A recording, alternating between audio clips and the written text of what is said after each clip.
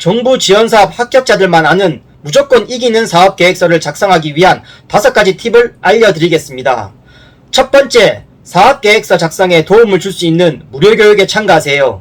두 번째, 자신의 아이디어에 대해 무료로 특허 출원을 준비하세요. 세 번째, 자신의 아이디어에 대한 시장 조사와 수요 테스트를 진행하세요. 네 번째, 마케팅을 진행하고 있다는 증거를 만드세요. 다섯 번째, MOU 계약서를 작성하세요. 안녕하세요. 제로에서 100억까지 제로백입니다. 반갑습니다. 저는 매출 제로인 예비 창업 단계부터 매출 100억이 되는 회사를 만드는 과정을 소개하는 채널입니다.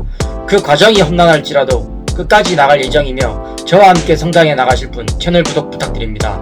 저는 창업 분야에 제 자신을 밀어넣어 직접 인간 테스트를 하여 22년 신사업 창업사관학교 예비 창업 패키지 K-스타트업 혁신리그의 3개의 대회에서 서류 합격을 통해 얻은 경험을 공유하고 다른 시청자들에게 조금이나마 도움을 드리고자 영상을 제작하게 되었습니다.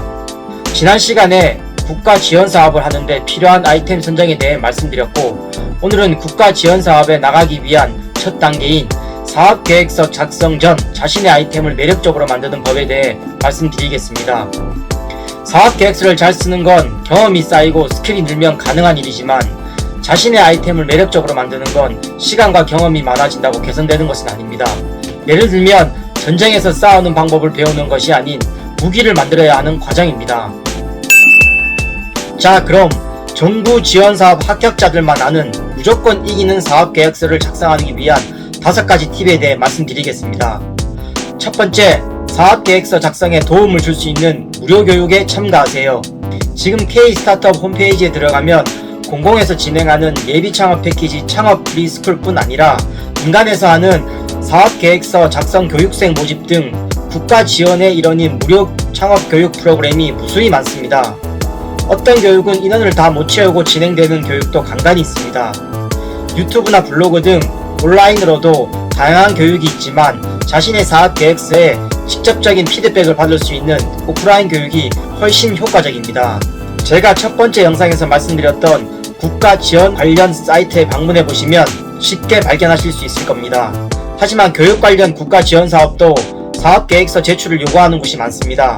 사업계획서 작성법을 배우기 위해서 사업계획서를 내야 한다니 약간 모순은 있지만 주최 측에서도 어느 정도 아이디어가 구체화되어 있고 할 의지가 있는 사람을 뽑으려고 합니다. 그래서 처음에는 사업계획서가 없을 때 지원이 치열하지 않은 곳부터 지원하는 것을 추천드립니다. 우선 지원금이 없고 교육만 지원하는 사업을 알아보시기 바랍니다. 지원금이 있는 곳은 기존의 사업계획서를 어느 정도 완성한 사람들도 많이 참가하여 쉽지 않은 경우가 많습니다. 두 번째, 자신의 아이디어에 대해 무료로 특허 출원을 준비하세요. 자신의 아이디어를 방어할 수 있는 장치가 마련된 것이기 때문에 사업화되더라도 같은 서비스나 위조 제품에 어느 정도 방어는 될 겁니다. 즉 심사위원이 봤을 때도 상품화되었을 때 아이디어의 보호가 준비된 참가자라고 생각할 겁니다. 예비 창업자는 특허를 준비하는 지원자가 많지 않습니다. 아마도 특허의 과정이나 비용 때문에 접근이 힘든 것 같습니다.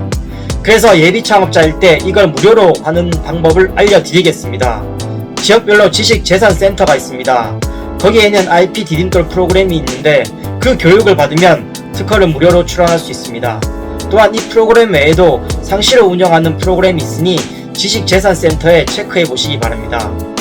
자신의 아이디어가 특허를 내기 힘들더라도 기관에 가서 상담을 받으면 여러 방면으로 보호받을 수 있는 방법을 알려줍니다. 그렇게 특허 한 건을 출원만 해놔도 다른 참가자보다 유리한 위치에 있다고 할 수 있습니다. 그리고 실질적으로 예비 창업 패키지뿐 아니라 다양한 대회들이 특허 등록을 하면 가점을 줍니다. 세 번째, 자신의 아이디어에 대한 시장 조사와 수요 테스트를 진행하세요. 보통 예비 창업자는 아이디어만 가지고 있는 경우가 많습니다. 그래서 심사위원들도 모든 분야의 전문가가 아니기 때문에 그 상품이나 서비스가 고객이 원하는지 그리고 매출을 발생시킬 수 있는지 끊임없이 의심하고 고민하게 됩니다. 그래서 그 의심을 덜어주면 다른 지원자보다 유리한 위치가 됩니다. 우선 예비 사용자들에게 설문조사를 하는 겁니다. 실제로 시장에 나가기 전에 고객들의 반응을 테스트함으로써 고객 반응도 알아보고 실제 시장에 나갔을 때 일어날 리스크도 줄일 수 있습니다. 그 다음 본인의 아이디어를 시장에서 수요 테스트를 해보는 겁니다. 실제로 만들어서 판매할 수가 없으니 비슷하게 흉내만 내어서 시장의 반응을 보는 겁니다. 예를 들어 어떤 물건이라면 비슷하게 사진만 만들어서 쇼핑몰이나 SNS에 기재하여 고객이 어느 정도 구매를 원하는지 체크해 보는 것입니다. 만약 에어비앤비 같은 서비스라면 고객에게 성수기에 미리 객실이 있는 척하고 예약을 받아보는 것입니다.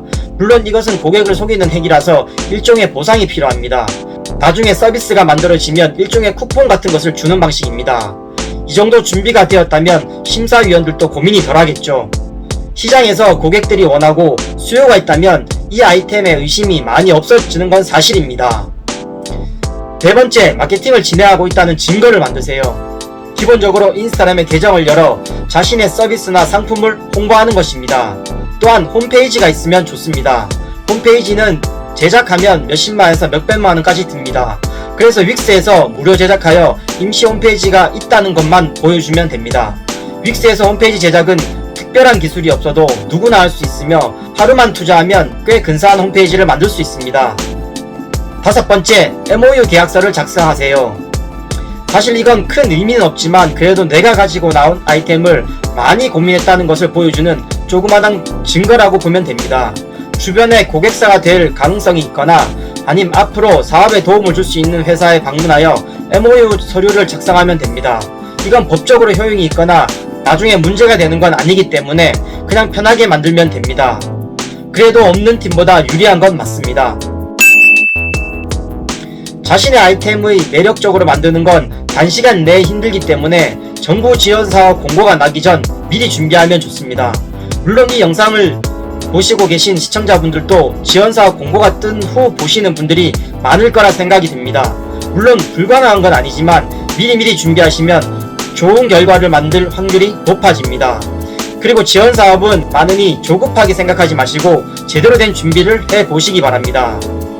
또한 여러 개의 지원사업에 참가하여 결과가 안 좋아서 시간과 감정 낭비를 하는 것보다 자신의 아이템과 잘 맞고 꼭 필요한 대회를 집중적으로 준비하시는 것이 훨씬 효율적입니다. 네, 오늘 영상은 여기까지입니다. 영상이 도움이 되셨다면 구독, 좋아요 부탁드립니다. 다들 능력이 없어서 못하는 게 아니라 행동하지 않아서 못하는 경우가 대부분입니다. 생각하지 마시고 행동하십시오. 이상 제로백이었습니다.